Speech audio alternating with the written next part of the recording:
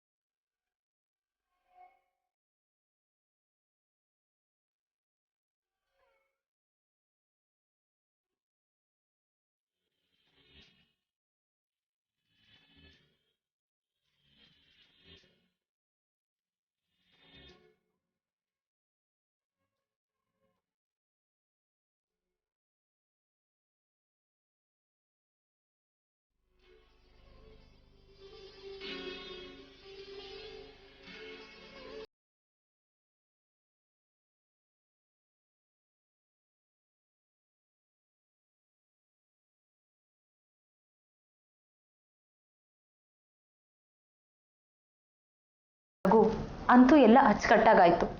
ಅವಳ ಅಪ್ಪ ಅಮ್ಮನೂ ಬಂದಿದ್ರೆ ಚೆನ್ನಾಗಿರೋದು. ಪಾಪ ಅವ್ರಿಗೆ ಹಾಗಾಗ್ಬೇಕಾ? ರಘು, ಚೇತುನೇ ಆದಷ್ಟು ಬೇಗ ಸ್ವಂತ ವ್ಯವಹಾರ ನೋಡ್ಕೊಳ್ಳೋ ಹಾಗೆ ಮಾಡಬೇಕು. ಮದುವೆ ಆದಮೇಲೆ ಅವನು ಇಂಡಿಪೆಂಡೆಂಟ್ ಆಗೇ ಇರಲಿ. ಯಶು, ಒಂದು ನಿಮಿಷ ಇಲ್ಲಿ ಬಂದು ಕೂತ್ಕೋ.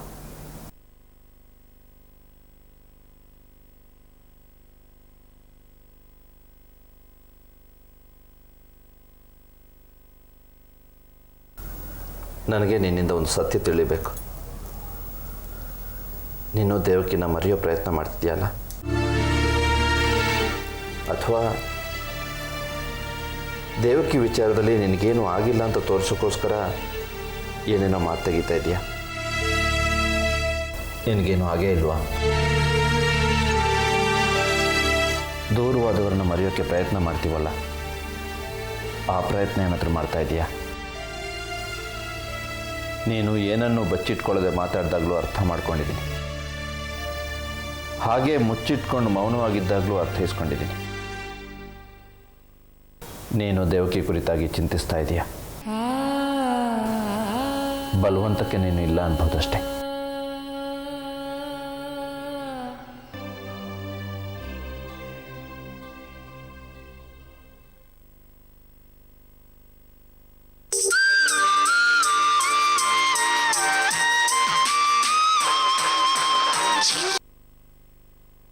ಹಲೋ ಸುನೀತಾ, ನಾನಮ್ಮ.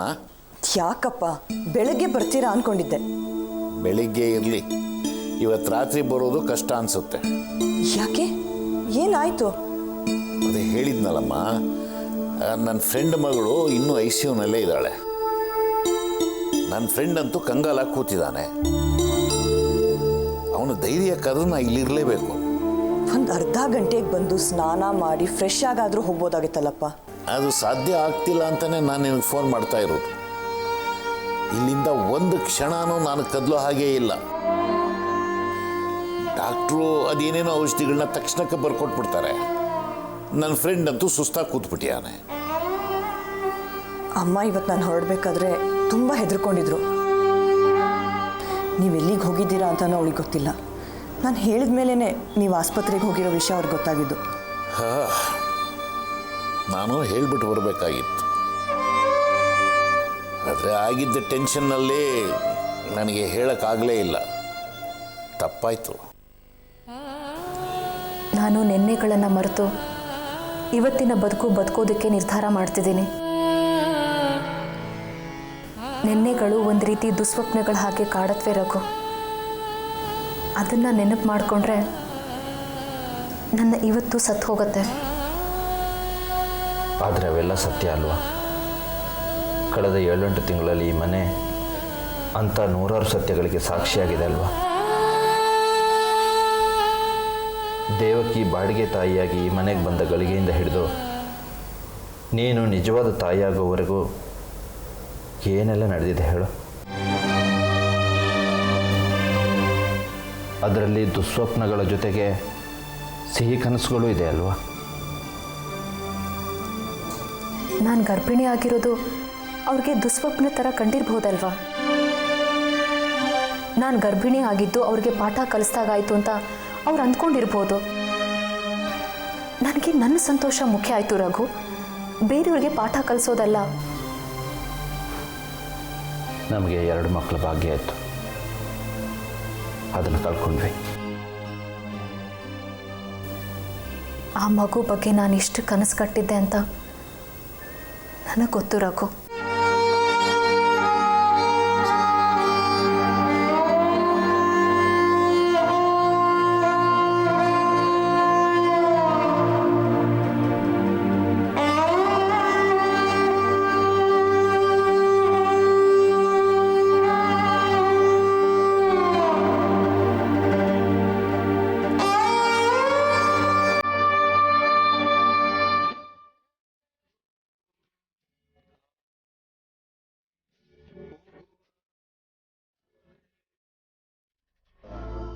ಸಾವಿತ್ರಿ, ನಾನು ನಾಳೆ ಬರ್ತೀನಿ. ಬೆಳಗ್ಗೆ ಬರ್ತೀನೋ ರಾತ್ರಿ ಬರ್ತೀನೋ ಗೊತ್ತಿಲ್ಲ. ಇಲ್ಲಿ ತುಂಬ ಸೀರಿಯಸ್ ಆಗಿಬಿಟ್ಟಿದೆ. ಯಾವುದಕ್ಕೂ ಹೇಳ್ಬಿಟ್ಟು ಹೋಗ್ಬಾರ್ದಾಗಿತ್ತ? ನಾನೇನು ಅಂತ ತಿಳ್ಕೊಬೇಕು ಹೇಳಿ? ಅಯ್ಯೋ, ಆ ಟೈಮ್ನಲ್ಲಿ ನನಗೆ ತಲೆನೇ ಓಡಲಿಲ್ಲ ಸಾವಿತ್ರಿ. ಸರಿ ಬಿಡಿ, ಹುಷಾರಾಗಿರ್ರಿ. ಸರಿ.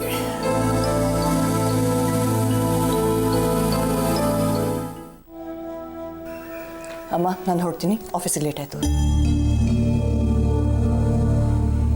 ಫಸ್ಟ್ ನಿಂಗೊಂದು ಮೊಬೈಲ್ ಕೊಡಿಸ್ಬೇಕು. ಮೊದಲಾದರೆ ಅಪ್ಪ ಎಲ್ಲೂ ಹೋಗ್ತಿರ್ಲಿಲ್ಲ, ಈಗ ಅವ್ರ ಸೋಷಿಯಲ್ ಸರ್ವಿಸೇ ಜಾಸ್ತಿ ಆಗ್ತಾ ಇದೆ. ಬರ್ತೀನಮ್ಮ, ಬರ್ತೀನಿ ಕಣ. ಬಾಯ್ ಬಾಯ್. ಬಾಗ್ಲಾಕಮ್ಮ.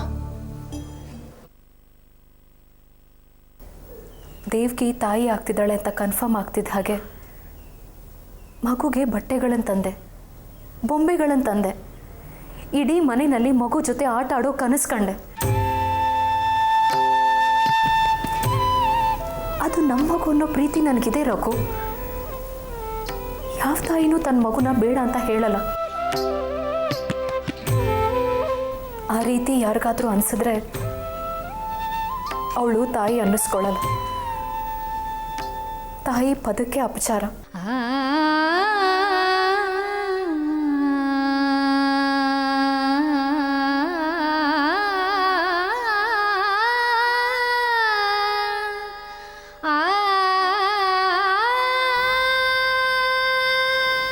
ಯಶು,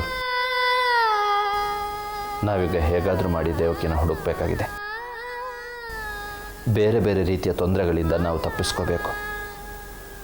ಹಾಗೆ ಇದು ಮಾನವೀಯತೆ ಕೂಡ.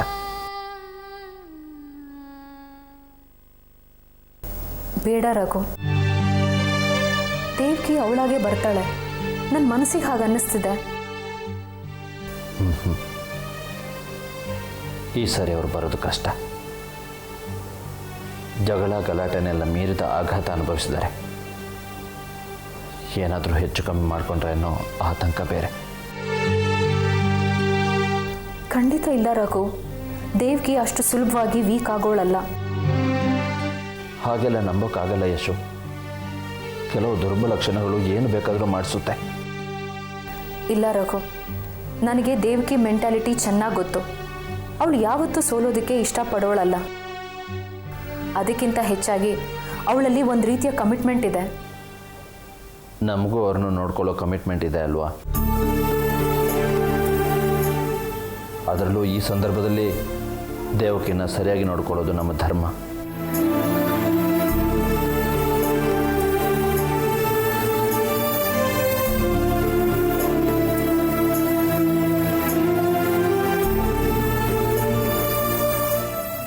ವಾಸು,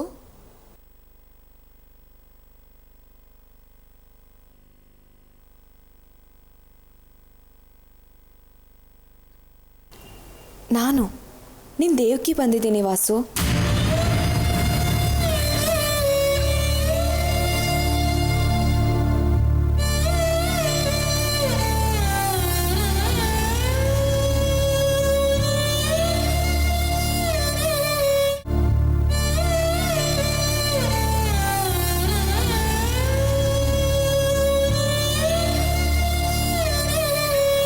ನಾವೇನು ಮಾಡೋಕ್ಕಾಗತ್ತೆ ಹೇಳು ರಘು. ಅವಳಿಗೆ ಈ ಸ್ಥಿತಿನಲ್ಲಿ ಹಿಂಸೆ ಆಗೋದು ನನಗೂ ಇಷ್ಟ ಇಲ್ಲ. ಅವಳನ್ನು ನನ್ನಲ್ಲಿ ಕಲ್ಪಿಸ್ಕೊಂಡು ಅಯ್ಯೋ ಅಂತೀನಿ, ಆದರೆ ನನ್ನ ಕೈಯಲ್ಲಿ ಏನೂ ಆಗಲ್ಲ. ದೇವ್ಗಿ ನನ್ನ ನಂಬಿಕೆಗಳನ್ನು ಕಿತ್ಕೊಂಡವಳು ಹಾಗೆ ಕಾಣಿಸ್ತಾಳೆ. ಇಲ್ಲ ಯಶು, ನಾವು ಅವ್ರನ್ನ ಹುಡುಕಲೇಬೇಕು. ಸಿಟ್ಟಿನ ಕೈಯಲ್ಲಿ ತಲೆ ಕೊಡೋ ಮೂರ್ಖತನ ಮಾಡಬಾರ್ದು. ಬಗೆಹರಿಯೋ ಸಮಸ್ಯೆಗಳನ್ನ ಕ್ಲಿಯರ್ ಮಾಡ್ಕೋಬೇಕು. ನಮ್ಮ ಮಗು ಅವ್ರ ಹೊಟ್ಟೆಯಲ್ಲಿ ಬೆಳೀತಿದೆ ಅನ್ನೋದನ್ನು ನಾವು ಮರಿಬಾರ್ದು. ಅದೇನೋ ನಿಜ ರಘು, ಆದರೆ ಹಿಂದೆ ಅವರನ್ನು ಹುಡುಕಿ ಅಲದಾಗಿ ನನಗೆ ಈ ಸಾರಿ ಆಗಲ್ಲ. ನನಗೂ ಸುಸ್ತಾಗಿದೆ. ನನಗನ್ಸುತ್ತೆ ಅವ್ರು ಖಂಡಿತ ಬಂದೇ ಬರ್ತಾರೆ ಅಂತ. ನನಗೆ ಯಾಕೋ ಆ ಭರವಸೆನೇ ಇಲ್ಲ ಯಶು. ಅಕಸ್ಮಾತ್ ದೇವಕಿ ಈ ಮನೆಗೆ ವಾಪಸ್ ಬಂದರೆ ನಿನಗೇನು ಬೇಜಾರಿಲ್ಲ ತಾನೆ? ನನಗೆ ಯಾಕೆ ಬೇಜಾರು ಹೇಳು? ನಮ್ಮ ಮಗು ಬರೋ ಸಂತೋಷ ನನಗಿರಲ್ವಾ? ನನಗೆ ನಿನ್ನ ಮನಸ್ಸೇ ಅರ್ಥ ಆಗ್ತಿಲ್ಲ ಯಶು. ದೇವಕಿ ಬಗ್ಗೆ ನಾವು ಹೀಗೆಲ್ಲ ಯೋಚಿಸಿದ್ರು ನಮ್ಮ ಮನೆಯಲ್ಲಿ ಅಪಾರ್ಥಗಳೇ ಪ್ರಮುಖ ನಿರ್ಧಾರ ತಗೊಳ್ಳೋ ಹಾಗಾಗುತ್ತಲ್ಲ, ಯಾಕೆ? ಈ ಪ್ರಶ್ನೆನ ದೇವ್ಕಿನೇ ಕೇಳಬೇಕು.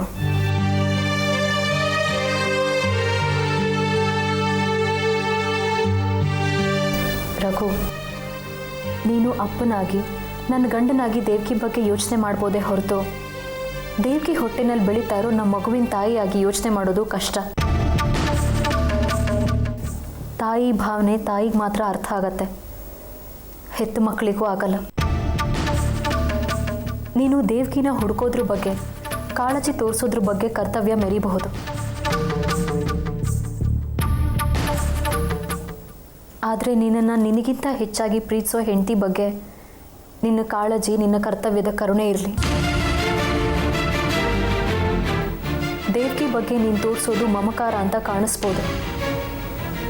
ಆದರೆ ನಾನೊಂದು ಹೆಣ್ಣಾಗಿ ಇನ್ನೊಂದು ಹೆಣ್ಣನ್ನು ನಂಬದ ಸ್ಥಿತಿಗೆ ತಲುಪಿದ್ದೀನಿ.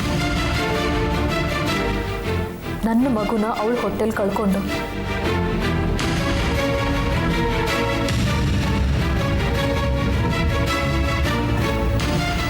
ನನ್ನ ಈ ಮಾತಿಂದ ನಾನು ತೀರಾ ಕೆಟ್ಟವಳು ಅನ್ನಿಸ್ಬೋದು. ಅವಳಿಗೆ ಮಗು ಆಗಬಾರ್ದು.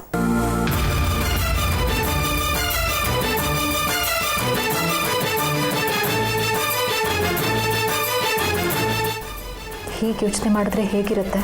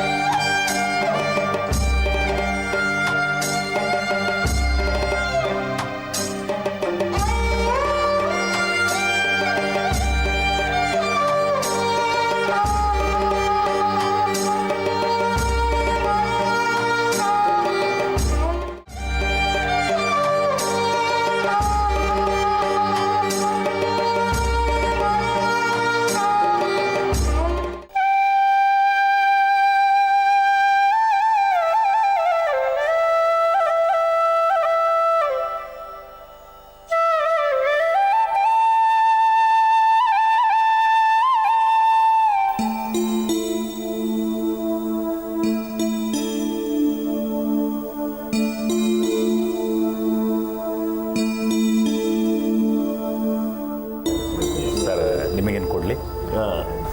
ಒಂದು ಕಾಫಿ ಕೊಡಿ, ಸ್ಟ್ರಾಂಗು, ಶುಗರ್ಲೆಸ್. ಆಯ್ತಾಯ್ತು. ಪಾಪ, ಬದುಕು ಇಷ್ಟು ಕ್ರೂರವಾಗಿ ಇರಬಾರ್ದಾಗಿತ್ತು.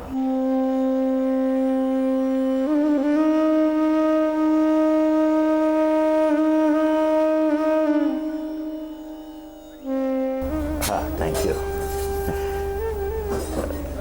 ತಾವು ಬೆಂಗಳೂರು ಅಂತ ಹೇಳಿದ್ರಲ್ವಾ? ಹೌದು. ಅಲ್ಲೇನು ಮಾಡ್ಕೊಂಡಿದ್ದೀರಿ? ಏನೂ ಮಾಡ್ಕೊಂಡಿಲ್ಲ. ತಹಸೀಲ್ದಾರ್ ಆಗಿದ್ದೆ, ರಿಟೈರ್ ಆಗಿದ್ದೀನಿ, ಆರಾಮ ಮನ್ಲಿದ್ದೀನಿ. ನಮ್ಮ ಅಣ್ಣಂದು ಇದೇ ವರ್ಷ ರಿಟೈರ್ಮೆಂಟ್. ನೆನ್ನೆ ನಾ ಬಂದಾಗಿದ್ರಲ್ಲ, ಅವ್ರು ನಿಮ್ಮ ಅಣ್ಣನ? ಎಲ್ಲಿ ಕಾಣಿಸ್ತಾ ಇಲ್ವಲ್ಲ? ಅವನು ಬೆಂಗಳೂರಿಗೆ ಹೋಗಿದ್ದಾನೆ.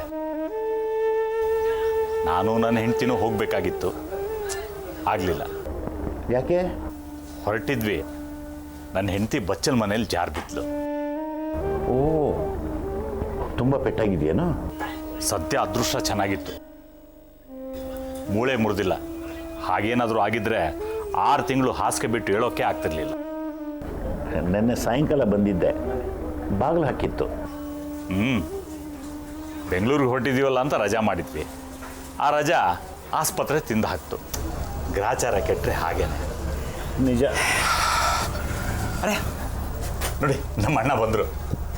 ನಮಸ್ಕಾರ. ನಮಸ್ಕಾರ ಸರ್. ಅಣ್ಣ, ಇವರು ಬೆಂಗಳೂರಿನವರಂತೆ, ತಹಸೀಲ್ದಾರ್ ಆಗಿದ್ರಂತೆ. ಗೊತ್ತು, ಅವ್ರು ನಿನ್ನೆಯಿಂದ ಇಲ್ಲೇ ಇದ್ದಾರೆ, ಆದರೆ ತಹಶೀಲ್ದಾರ್ ಅಂತ ಗೊತ್ತಿರಲಿಲ್ಲ. ಹೇಳಿದ್ರೆ ಸೀತಮ್ಮ ಹೇಗಿದ್ದಾಳೆ? ಸ್ವಲ್ಪ ವಾಸಿ ಅಣ್ಣ. ಮೊದಲು ನನಗೊಂದು ಒಳ್ಳೆ ಟೀ ಮಾಡ್ಕೊಂಬ. ಹೋಗಿ. ಆಯ್ತಾಯ್ತು.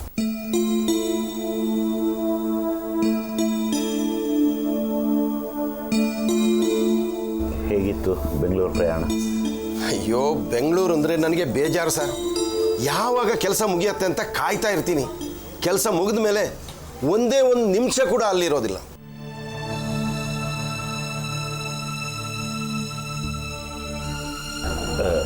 ನಾರಾಯಣ ಅವರೇ, ನಿಮ್ಮ ಹತ್ರ ನಾನು ಸ್ವಲ್ಪ ಮಾತನಾಡಬೇಕಾಗಿತ್ತು.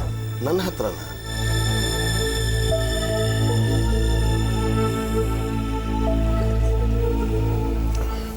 ಈಗ ತಾನೇ ಬಂದಿದ್ದೀನಿ, ಸ್ನಾನ ಮಾಡಿ ರೆಡಿ ಆಗ್ತೀನಿ. 8 ಗಂಟೆ ಮೇಲಾದರೆ ವಾಸಿ. ಏನು ವಿಷಯ? ಆಮೇಲೆ ಹೇಳ್ತೀನಿ. ಖಂಡಿತ ನೀವು ಸಿಗಲೇಬೇಕು. ಸರಿ ಸರ್. ಬರ್.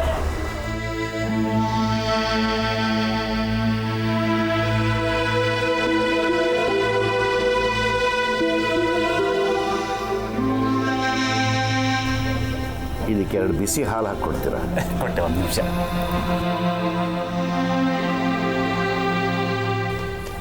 ಅಣ್ಣ, ಮರ್ತೇ ಬಿಟ್ಟಿದ್ದೆ ನೋಡು. ಎಂಗೇಜ್ಮೆಂಟ್ ಎಲ್ಲ ಹೇಗಾಯ್ತು? ತುಂಬ ಚೆನ್ನಾಗಾಯಿತು, ಸುಸೂತ್ರವಾಗಿ ಆಯಿತು. ಅವರು ಸೀತಮ್ಮನಿಗೆ ಒಂದು ಸೀರೆ ಕೊಟ್ಟು ಕಳಿಸಿದ್ದಾರೆ. ಹೌದಾ? ಕೊಡು ಕೊಡು, ಖುಷಿ ಆಗ್ತಾಳೆ. 1 ನಿಮಿಷ ಕೊಟ್ಟೆ.